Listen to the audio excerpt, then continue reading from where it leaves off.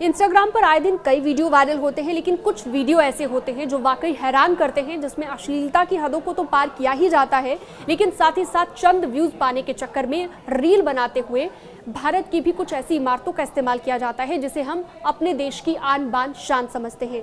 ऐसा ही कुछ नजर आया है इंडिया गेट पर।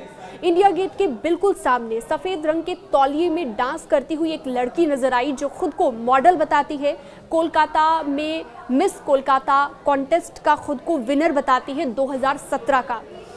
लेकिन ये जो लड़की नजर आई है इस तौलिए में डांस करती हुई, उस वीडियो को हम आपको दिखा रहे हैं। अब इसे लेकर सोशल मीडिया पर यूजर्स भड़क गए हैं। काफी गुस्सा लोगों की तरफ से जाहिर किया जा रहा है और कहा जा रहा है कि इंडिया गेट तक को अश्लील वीडियो बनाने वाली लड़कियों ने या फिर रील बनाने वाली लड़कियों ने नहीं छोड़ा और उसका इस्तेमाल भी व्यूज पाने के लिए किया जा रहा है। इसे सस्ती तरकीब कुछ लोग बता रहे हैं। कुछ लोग ये कह रहे हैं कि व्यूज़ पाने के लिए इस तरह की हरकतें की जाती है, साथ ही साथ हमारे देश की जो खास इमारतें हैं उनके साथ भी इस तरह से वीडियो बनाना कतई सही नहीं है, बिल्कुल भी सही नहीं है। इस तरह के कमेंट्स भी आ रहे हैं।